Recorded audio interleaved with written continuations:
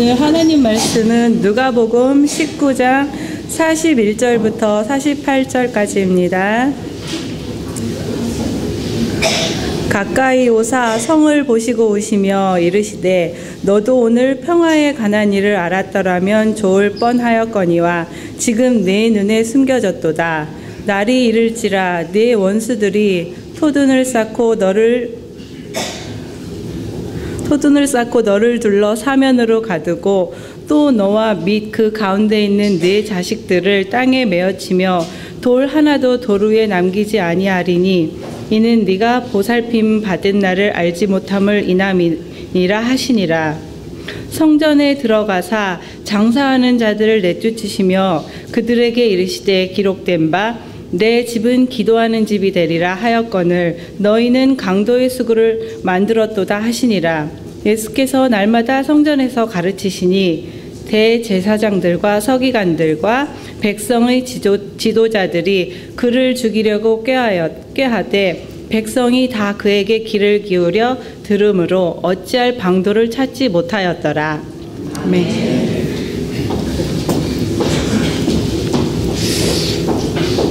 네, 우리들이 가끔 살다가 울 때가 있습니다.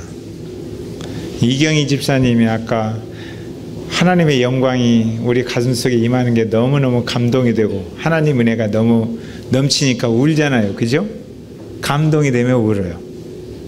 근데 어떤 분은 아파서 울어요. 뼛속까지 아프면 못 견디니까 울잖아요. 근데 어느 분은 슬퍼서 울기도 해요. 한 사람이 어려움을 당하니까 그 모습을 보면서 너무 슬퍼서 울어요.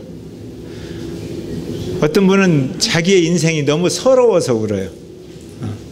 내 인생이 왜 이럴까 서러워서.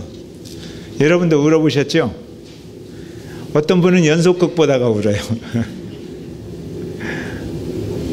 근데 저도 이 감동을 이렇게 경험하면, 주의 말씀을 듣다가 감동을 경험하면 울어요.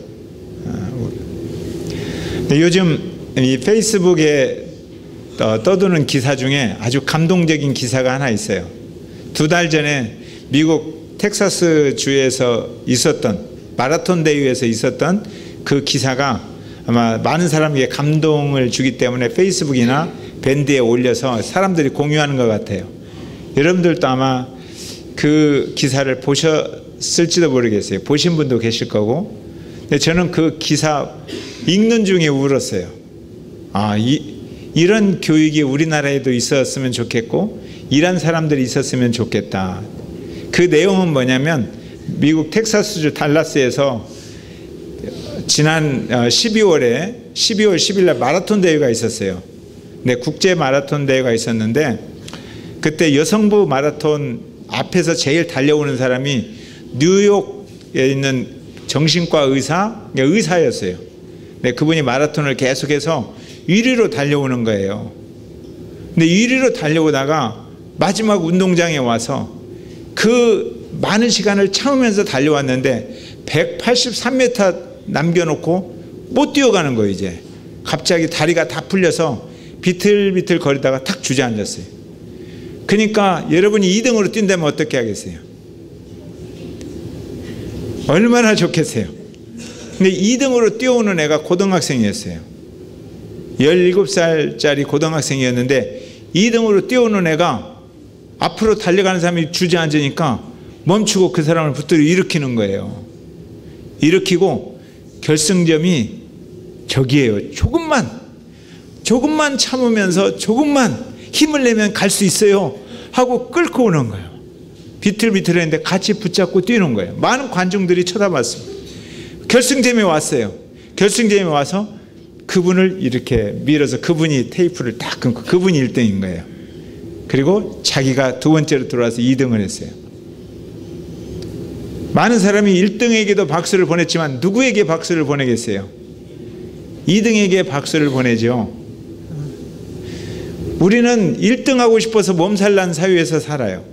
성적도 1등 해야 되고 재산도 1등 했으면 좋겠고 권력도 1등 했으면 좋겠고 그래서 어떻게든지 줄을 세워서 그 앞에 서고 싶어하는 마음이 있어요. 우리의 자녀도 줄 서서 앞에 서야 좋아요. 그죠? 앞에 세우고 싶은 거예요. 그런데 우리 삶을 돌이켜보면 우리들도 알게 모르게 눈치챌 수 없었지만 바쁘게 살다 보니까 누군가 나를 주저앉으려고 할 때 붙들어 일으켜서 밀어준 손길들이 있어요. 그 손길들을 느끼지 못하고 살아온 경우도 많아요. 그러나 나를 밀어줘 가지고 오늘 내가 여기 서 있어서 이만큼 하나님을 찬양하고 이만큼 존재할 수 있는 위치에 있기도 해요. 이 밀어주는 손길이 따뜻한 손길이에요. 저는 이 손길을 보면서 우리 아이들도 이런 교육을 받았으면 좋겠다. 1등하라고 몸부림치지 말고 주저앉은 사람 붙들어 일으켜서 함께 가는 그러한 교육을 받았으면 얼마나 좋을까.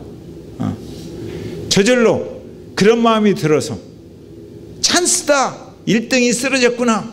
어떻게든지 나보다 앞서는 사람 비난하고 공격하고 그래서 쓰러지게 한 다음에 내가 달려가는 사회가 아니라 쓰러진 사람 가서 붙들어 일으켜서 밀어주는 사회가 되면 얼마나 좋을까. 그래서 저는 막 울었어요. 오늘 옆 사람에게 인사 한번 합시다. 집사님 손이 따뜻한 손길이기를 소망합니다.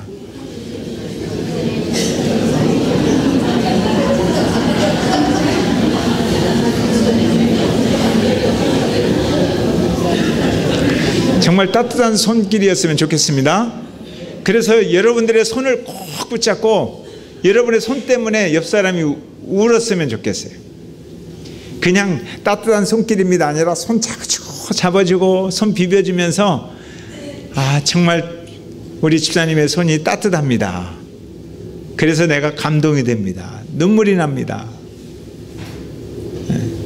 예수님은 우셨을까요? 안 우셨을까요? 예수님도 울었어요. 성경에 보면 여러 군데서 예수님이 우셔요. 오늘은 세 가지 사건을 지금 이야기하려고 해요. 예수님이 울었어요. 두 번째는 예수님이 화냈어요. 세 번째는 예수님이 가르쳤어요. 근데 이게 한 가지 연결되는 어떤 내용, 공통점이 있어요. 그래서 이 세 가지 사건을 한꺼번에 이야기하려고 합니다. 예수님께서 어린 나귀를 타고 겸손하게 예루살렘으로 지금 올라가고 있어요. 그 성을 바라보는 거예요. 성을 바라보니까 얼마나 제자들이 좋은지 몰라요. 와, 이제 저기 가서 예수님이 왕 되시는구나. 너무너무 좋아서 예수님은 나의 왕, 예수님은 우리의 구원주, 예수님 호산나 할렐루야, 예수님은 선한 목자, 와 예수님. 그러다가 예수님 보니까 예수님이 울고 계시는 거예요. 41절 한번 읽어보겠습니다. 시작.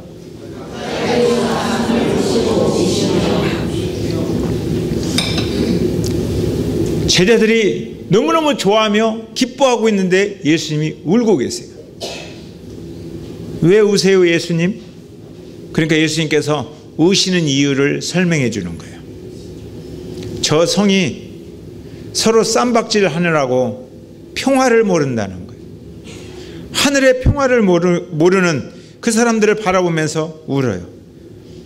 앞으로 조금 후에 저들을 둘러싸는 세력들이 있어서 저 성이 와르르 무너지고 회개할 수 있는 기회는 다 놓치고 후에 심판받아야 할 예루살렘 생각하면서 예수님이 우시는 거예요.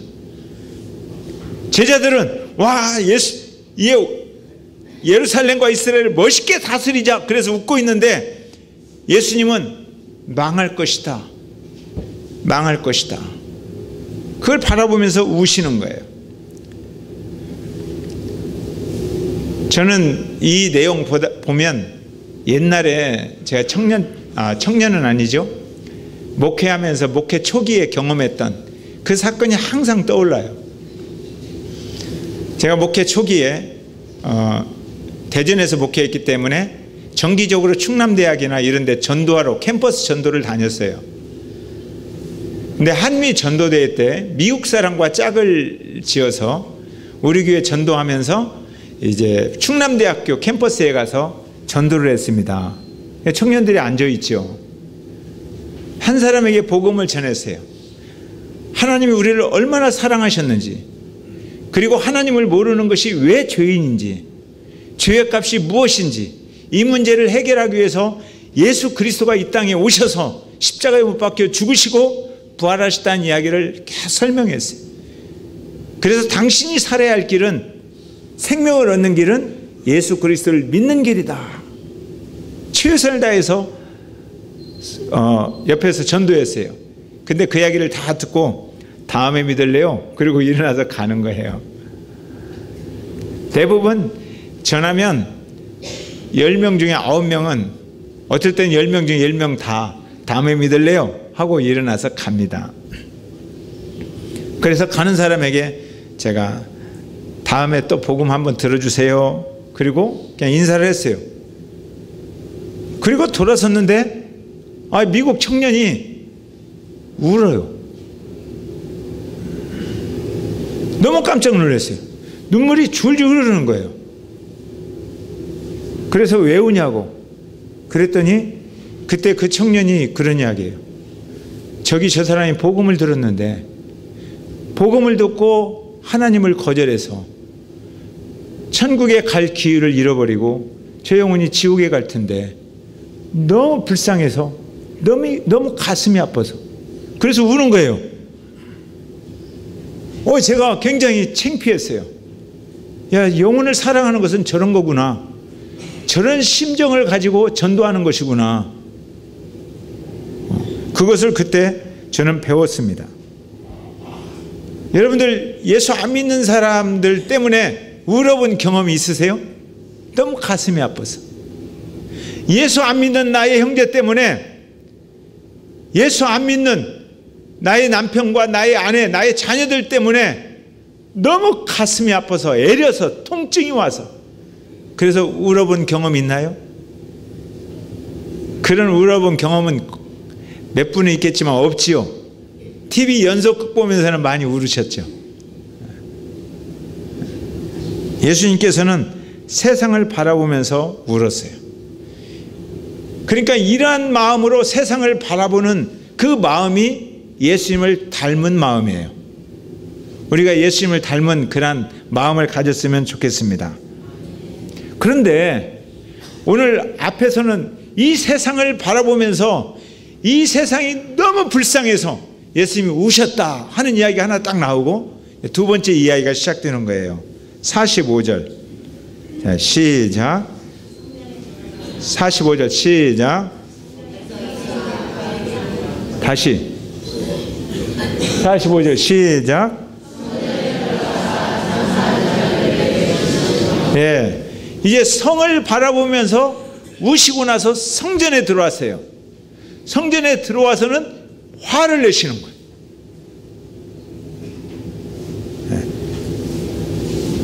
이때 화내신 것은 두 번째 화내시는 거예요. 예수님이 처음에 많은 사람 3년 전에 사역을 시작할 때 성전에 먼저 가셨어요. 그래서 성전에서 화를 내시면서 이 성전을 헐어버리라 그랬어요. 그들이 정성을 다해서 그들의 자랑이에요. 성전은 자랑. 다른 사람 데려와서 이거 우리 조상들이 어떻게 세운지 아냐고 막 이 성전을 자랑해요. 힘들게 세웠으니까 자랑하고 싶잖아요. 여러분들도 어때요? 이 성전 바라볼 때, 이 건물을 바라볼 때마다 옛날에 얼마나 힘든데 헌금해서 지었어요. 그러니까 자부심을 느끼죠. 가끔 우리 권혁복 목사님께서 교계의 어른을 데리고 방문할 때가 있어요. 그래서 왜 방문한가 보니까 자랑하고 싶어서 옛날에 너무너무 힘들 때 이 건물을 어떻게 지었는지 와서 막 설명하는 거예요. 이스라엘 사람도 마찬가지예요. 이 성전을 어떻게 지었는가? 그런데 예수님께서 성전을 헐어버리라고 그런 거예요. 왜요? 땀 흘려서 지었지만 정신을 잃어버렸어요. 그러니까 성전 헐어라. 내가 사흘 안에 짓겠다. 이렇게 말씀하셨거든요. 이번에 와서도 성전 안에 들어가서 화를 내시는 거예요. 왜요? 성전 안에 장사하는 자들이 있다는 거예요. 장사한다는 말은 뭐예요? 자기 이익을 챙긴다는 거예요. 성전에 온 목적이 내 이익을 챙기기 위해서 왔다 이거예요. 그래서 주님이 헐어버리라고 그랬어요. 성전에 왜 와야 돼요? 여러분들이 왜 예배 드리러 왔어요? 하나님의 말씀을 들으려고, 그 말씀대로 살려고, 그 말씀 앞에 순종하려고, 그리고 내 죄를 용서받고 하나님의 사랑이 내 속에 강같이 흐르기 위해서, 하나님의 영광을 바라보기 위해서 왔어요. 그런데 어떤 분들은 그렇지 않아요. 하나님의 말씀을 듣고 순종하기 위해서 오는 게 아니라 내 인생이 너무 고달픈데 어떻게든지 축복을 받아서 내가 이익을 좀 챙기고 싶어서 오시는 분이 있어요. 그런 분이 더 많아요. 축복도 받아야 되죠. 그런데 하나님의 말씀에 순종하려고 하는 것이 우선이에요. 말씀을 먼저 바라보고 그 말씀대로 살려고 하는 것이 우선이에요. 그리고 그렇게 살 때 하나님께서 축복하시는 거예요. 그런데 하나님께 헌신하고 따르려는 생각보다는 너무너무 힘들어요. 그러니까 교회 가서 기도라도 해가지고 하나님의 축복을 좀 끌어들여서 내가 좀 편해져야겠어요. 이런 목적으로 오는 사람들도 많아요. 이것을 하나님께서는 네 이익 챙기려고 오는 거냐? 라고 물어보는 거예요. 장사하는 자들 때문에 교회의 본질이 상실되는 거예요. 희생하고 섬기는 그런 본질이 상실되었어요. 그러면 교회가 처음 생겨나는 것부터 한번 봅시다. 어떤 목적으로 생겨났는지, 성전이 어떤 목적으로 생겨났는지. 이스라엘 백성들이 출애굽을 하는 거예요. 광야에 와서요. 그러니까 이스라엘 백성 중심에 회막을 지었어요. 회막을 지은 이유는 이스라엘 백성들에게 하나님이 다스린다. 너희들의 중심에는 하나님이 계시고 하나님이 왕이시다. 이것을 가르치기 위해서 성전을 세운 거예요. 회막을. 그리고 너희들이 죄가 많아. 그러니까 이 죄 많은 것을 와서 회개하고 번제를 드리고 하나님께 헌신한다는 말이에요. 그리고 소제를 드리고 서로 나눈다는 거예요. 화목제를 드리고 감사한다는 뜻이에요. 속죄제와 속건제를 드리고 죄 용서함을 받는다는 거예요. 이게 성전의 기능이에요. 여기 와서 하나님 중심으로 살아라. 그러면 내가 너희의 하나님이 되어서 너희들을 축복하리라. 이제 그렇게 나오는 거예요. 이게 성전이 세워진, 회막이 세워진 목적이에요. 그러니까 우리는 왜 회막에 나가느냐? 하나님을 예배하고 싶어서, 하나님과 교제하고 싶어서, 하나님 앞에 말씀대로 순종하고 싶어서 예배로 나오는 거예요. 그런데 이스라엘 백성들이 가나안 땅에 들어와서 이제 정착하게 되었어요. 그러면 안 움직여도 되잖아요. 그러니까 회막이 필요가 없어요. 그러면 고정적인 건물을 지어야 돼요. 그것이 성전이에요. 이제 고정적인 움직이지 않는 그 건물을 지으려고 다윗이 생각을 했어요. 그랬더니 하나님께서 다윗에게 쓸데없는 짓 하지 마라. 너는 그거 짓는 것이 목적이 아니다. 하나님의 나라를 먼저 인식시켜 주는 것이 중요해요. 그리고 두 번째, 그 아들이 이제 성전을 지었어요. 그리고 성전 안에서 아까 말씀드린 대로 번제를 드리면서 하나님께 헌신하는 거예요. 나를 태우는 거예요. 하나님, 내가 하나님의 백성으로 살겠습니다. 하나님이 왕이십니다. 그리고 소제를 드리는 거예요. 가난한 사람, 연약한 사람, 이웃과 나누면서 살겠습니다. 이게 하나님의 뜻이에요. 그리고 화목제를 드려요. 하나님이 나를 용서하신 것을 너무너무 감사해서 하나님과 화목해 되었습니다. 그리고 속죄제와 속건제를 드려요. 끊임없이 죄를 짓는 자신들의 모습을 돌이켜보면서 하나님 앞에서 용서함을 받는 거예요. 그러면 하나님께서 기뻐하심으로 그 예배를 받으시고 그 백성을 돌보시면서 내가 너희의 하나님이다. 이게 성전의 본래 개념이에요. 그리고 그들이 드리는 그러한 제사를 향기로운 냄새다 이렇게 말하는 거예요. 제사를 드리면서 제물을 태우잖아요. 하나님께서 성전에서 드리는 그러한 모습을 보고 내가 성전을 향해서 바라보면 향기로운 냄새가 나한테 올라온다.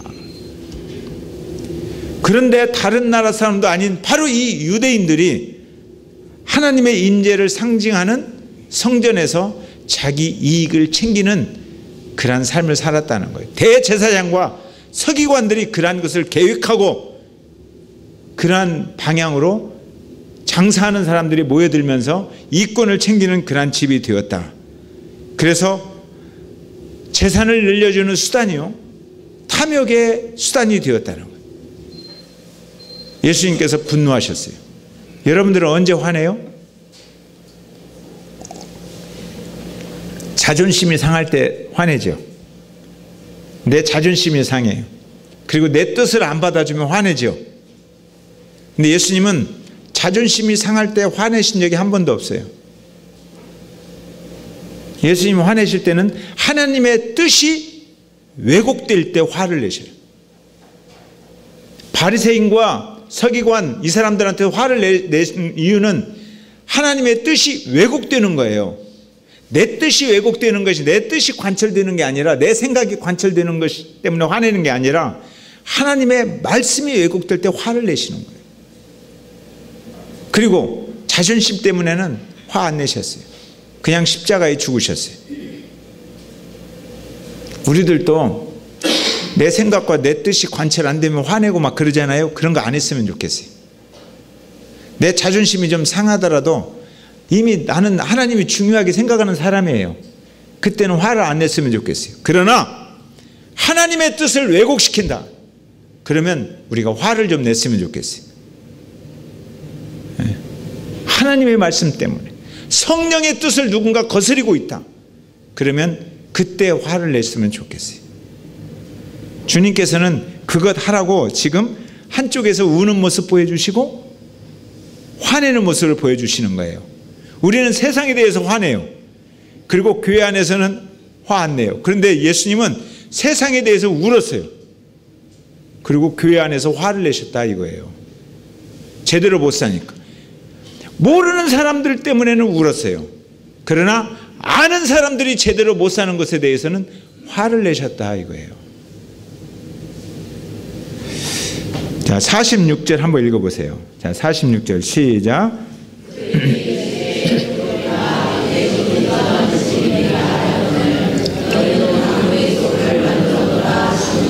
아멘.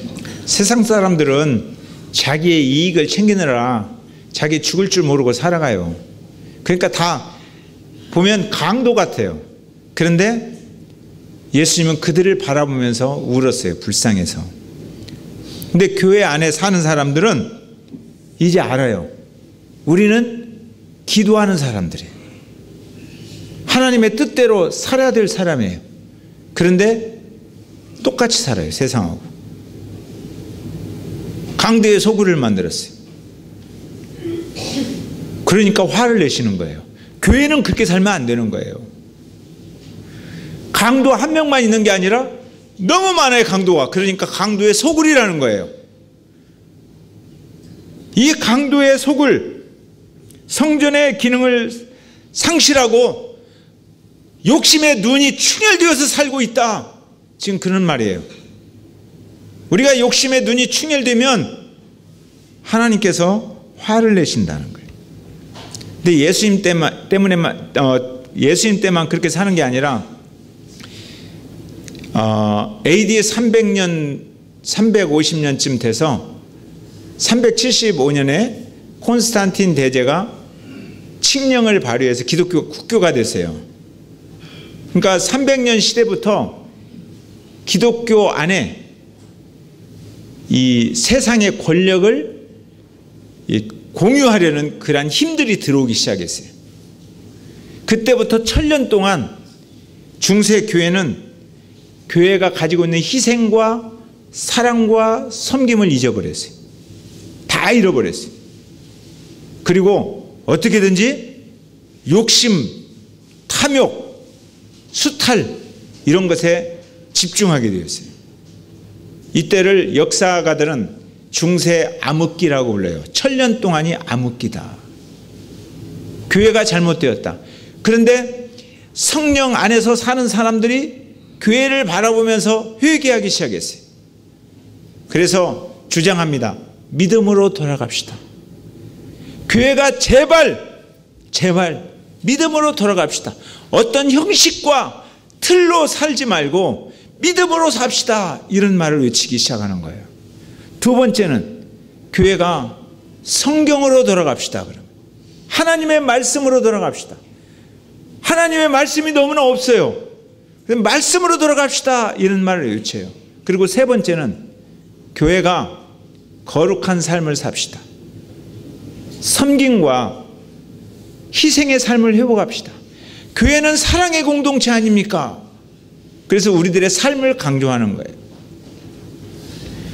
그래서 교회가 회복되는 것 같아요. 종교 개혁이 일어난 것 같아요. 그러면 이제 오늘날 우리들의 교회를 한번 살펴보는 거예요. 과연 이렇게 종교가 개혁되고 우리 교회가 성경의 정신으로 회복되었는가? 저는 오늘날 우리 교회들을 바라보면서 그러지 못하다는 생각을 해요. 아직도 많은 교회들이 믿음으로, 오직 하나님의 말씀으로, 그리고 거룩한 삶으로 사는 일에 실패하고 있다는 거예요. 많은 교회들이 아직도 자기의 이익을 챙기기 위해서 존재하고 있다. 그래서 교회가 형성되고 있다. 그래서 교회를 이익의 수단, 자기 세력의 수단, 힘을 키우는 수단, 그 수단으로 이용하는 사람들이 많이 있다는 거예요. 많이. 강도의 소굴이라는 거예요. 적어도 저는 이런 일에 대해서 화내고 싶어요. 이런 일에 대해서는 우리들이 화낼 줄 알아야 돼요.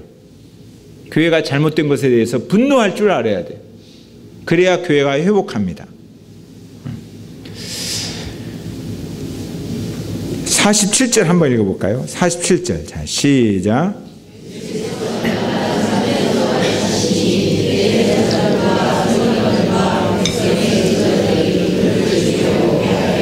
예수께서 날마다 성전에서 가르쳤어요. 뭘 가르쳤을까요?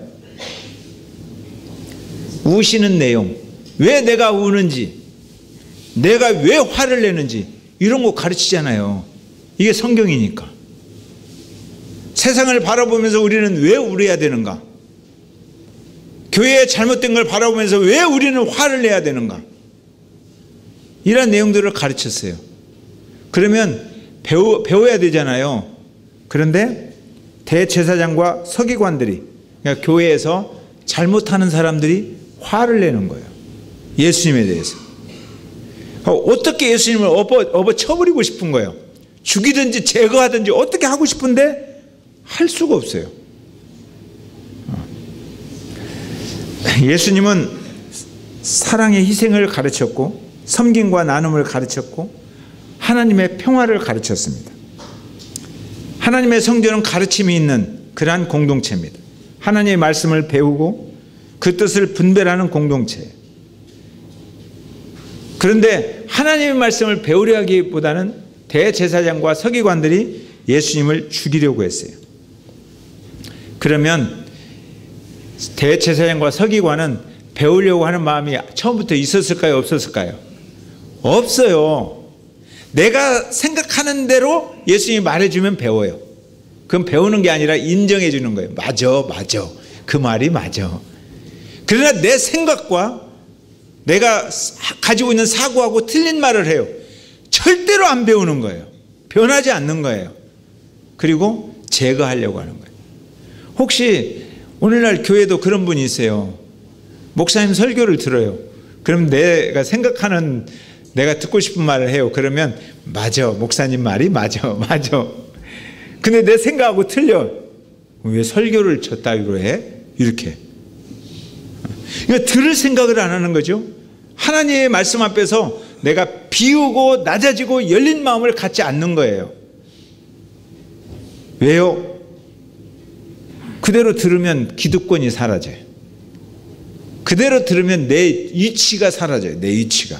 내 이익이 사라지는 거예요. 예수님 말씀을 배우면 이익이 사라지는 거예요. 그러니까 싫어요. 처음부터 믿지 않으려고 해요. 이런 이야기가 있어요. 이 무신론자들이 안 믿으려고 작정한 사람들이거든요. 나는 절대 신이 없다고 생각하고 안 믿는다. 이 무신론자 한 명이 산길을 가다가 갑자기 곰을 만났어요. 흑곰이 확 나타난 거예요. 자기를 잡아먹으려고. 그러니까 엉겹결에 하나님 하고 불러버렸어요. 엉겹결에. 근데 하나님께서 그 기도를 들으시고 순간적으로 시간을 딱 멈추면서 왜? 하고 찾아오신 거예요. 믿으려고? 근데 자기 자존심 상하잖아. 안 믿으려고 작정했으니까. 자기는 내가 하나님을 믿습니다. 그 말이 하기 싫은 거예요. 그러니까 하나님께 부탁을 하는 거예요. 나는 하나님 안 믿으니까 저 곰이 하나님을 믿으면 곰이 자기한테 선한 일을 할 거잖아요. 그러니까 저 곰을 좀 하나님 믿게 좀 해주십시오 그랬어요.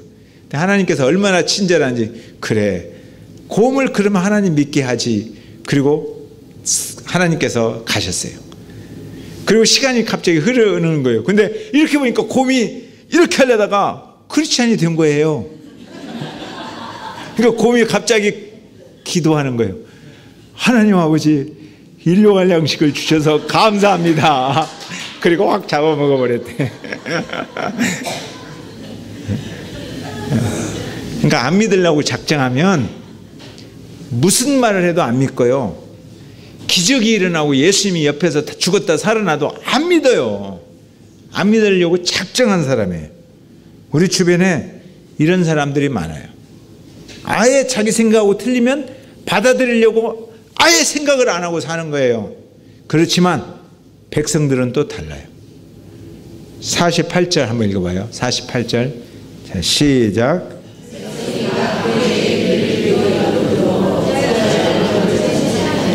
백성들이 다 귀를 기울여서 배우는 거예요. 그러면 자기들도 배워야 되잖아요. 그런데 자기들은 어찌할 방도를 찾지 못해요. 자기들은 안 배워요. 이거 어떻게 해야지? 어떻게 해야 지금 예수님을 제거하지? 방법이 없어요. 누가 예수님을 십자가에 못 박아 죽였나요? 이들이, 대제사장과 서기관들이 예수님을 십자가에 못 박아 죽였죠. 예, 이들이 죽였어요. 우리는 또 사도신경 하다 보면 빌라도에게 고난을 받으사 예수님 십자가에 못 박혀 죽었어요. 그건 현상적인 거예요. 사실은 예수님을 십자가에 못 박은 사람은 이 사람들이 아니에요. 이 사람들은 어찌할 방도를 찾지 못한 사람들이에요. 예수님을 어떻게 할지 몰라요. 그런데 그래서 십자가에 못 박혀 죽을 계획을 세우셨어요. 이들은 어찌할 바를 모르는데 예수님께서 이들에게 죽을 수 있는, 내가 죽어야 되는데 죽을 수 있는 길을 보여주시는 거예요.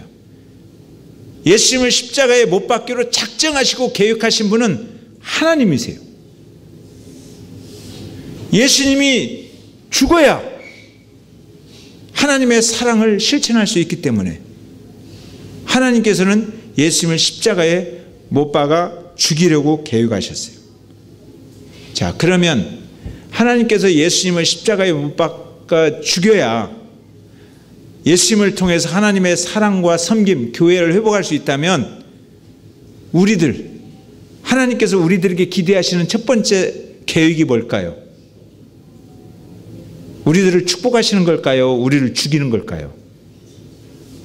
이거 잘 알아야 제대로 신앙하는 거예요. 많은 사람들은 예수 믿고 병도 고치고 축복받고 잘 살려고 해요. 근데 하나님은 우리들에게 첫 번째 기대하는 건 그거 아니에요. 우리를 죽이려고 하시는 거예요. 그래서 제대로 신앙하기가 어려워요. 안 죽고 싶으니까. 하나님은 우리를 십자가에 못 박아 죽여야 우리 속에서 하나님의 사랑이 나오는 거예요. 하나님의 섬김과 하나님의 희생이 나오는 거예요. 안 죽으면 안 되는 거예요. 그런데 우리가 왜 괴롭냐? 안 죽으려고 하니까 괴로운 거예요. 안 죽으려고 하니까. 하나님은 나를 죽이려고 하는데 나는 안 죽으려고 해요. 거기에서 부딪힘이 오는 거예요. 그러면 하나님께서는 어떻게든지 내가 세요? 하나님이 세요? 하나님이 세요. 그러니까 나는 버티는데 하나님이 나를 죽이려고 누군가의 손에 망치를 하나 쥐어줬어요. 가서 쟤 좀 꽝 때려라. 저 모난 부분 좀 때려라. 근데 그 사람이 멀리 있는 사람이면, 내가 모르는 사람이면 좋겠는데 가까이 있는 사람이에요. 내 주변에 가까이 있는 사람, 내 지체 중에 한 사람이 갑자기 망치를 들고 와서 나를 꽝 때려요. 저는 옛날에 그 망치가 너무 세서 내가 너 때문에 목사 못하겠다 그런 생각을 했어요. 근데 나중에 깨달았어요. 하나님의 뜻이구나. 하나님이 내가 안 죽으려고 버티니까 내 모난 부분을 깨트리려고 저 사람에게 망치를 하나 쥐어줬구나. 그래서 내가 하나님 아직도 안 죽었군요. 그러면 그분의 임무가 좀 끝나는 것 같아요. 주님은 우리가 죽기를 원하시는 거예요. 죽어야 교회가 태어나는 거예요. 사랑과 섬김이. 우리가 이런 신앙을 하다 보니까 죽으라고 하니까 죽으라고 하는 교회는 잘 안 가려고 해요.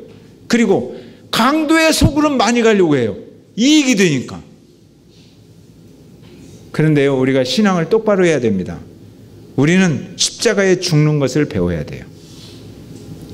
마른 뼈가 있어야 하나님의 생기가 들어가는 거예요. 에스겔을 통해서 마른 뼈가 있어서 그 마른 뼈에게 생기야 들어가라 그랬잖아요. 그런데 사도행전을 보면 이제 형편없고 죽어서 십자가에서 어찌할 거고 괴로워하는 그 사람들에게 하나님께서 새 영을 부어주리니 주의 성령이 임해서 교회가 시작되는 거예요. 거기에서 죽지 않으면 주님의 새 영이 임하는 게 아닙니다. 바울은 우리를 가리켜서 이렇게 말했어요. 너희는 너희가 하나님의 성전인 것과 하나님의 성령이 너희 안에 거하시는 것을 알지 못하느냐? 그거 모르니까, 하나님의 성령이 우리 안에 있는 걸 모르니까 우리가 버티는 거잖아요. 그래서 잘못하는 거잖아요. 하나님의 성령이 우리 안에 있습니다. 십자가는 철저하게 창세 전부터 계획된 하나님의 계획이에요. 사단은 예수님을 십자가에 못 박음으로 자기들이 승리할 거라고 생각했어요. 하나님의 계획을 모르는 거죠. 하나님은 예수님이 십자가에 못 박혀 죽으심으로 사단의 권세를 쳐부수고 죽음의 권세를 쳐부순 거예요. 하나님께서 이 십자가 공동체의 중심에 성령이 임하시고 그리고 서로 사랑하고 섬기는 하나님의 뜻을 이루는 교회를 만드신 거예요. 그러니까 교회는 섬김과 희생이 있어야 되는 거예요. 이거 없으면, 이 본질을 잃어버리면 하나님께서 화내신다 이거예요. 세상을 향해서는 울지만 이 본질을 가지고 있는 교회를 향해서는 주님이 잘못 살면 화내신다. 이것을 배우기를 원하는 거예요. 우리는 이것을 잘 배웠으면 좋겠어요. 그래서 교회는 하나님과 교제가 깊이 이루어지고, 그래서 감사의 기도가, 회개의 기도가, 지체를 향한 중보의 기도가, 하나님의 이름을 높이는 찬양의 기도가 끊임없이 일어나서 하나님이 우리 교회를 바라볼 때 참 향기롭구나, 그런 우리 교회 정말 되었으면 좋겠습니다. 우리 지체 중에 때때로 달리다가 주저앉을 수 있어요. 너무너무 힘들어요.